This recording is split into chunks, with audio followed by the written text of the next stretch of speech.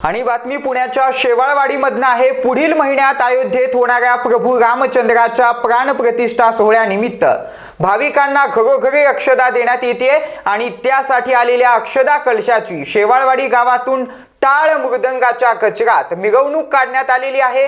पाहूयात। भाजपचे जिल्हा सरचिटणीस राहुल शेवाळे यांच्या मार्गदर्शनाखाली ही शोभायात्रा गावातून काढण्यात आली होती। टाळ मृदंग व जय राम श्रीरामच्या गजरात ही शोभायात्रा काढण्यात आली। चौकात भाविकांनी प्रभू रामचंद्राच्या प्रतिमेचे पूजन करत अक्षदा कलशाचं दर्शन या ठिकाणी घेतलेलं आहे। 1 ते 15 जानेवारी या कालावधीत घरोघरी जाऊन अक्षदा वितरण करण्यात येणार आहे। अयोध्येतील श्रीरामांच्या प्राणप्रतिष्ठा सोहळ्याचं थेट प्रक्षेपण आता घरोघरी पाहता येणार आहे।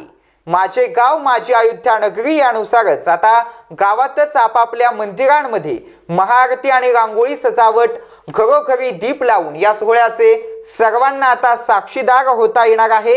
आणि याच पार्श्वभूमीवरती शेवाळेवाडी गावातून कलश शोभायात्रा काढण्यात आली असं शेवाळे यांनी या ठिकाणी सांगितलेलं आहे। Rajendra Shinde, star Maharashtra news, Pune.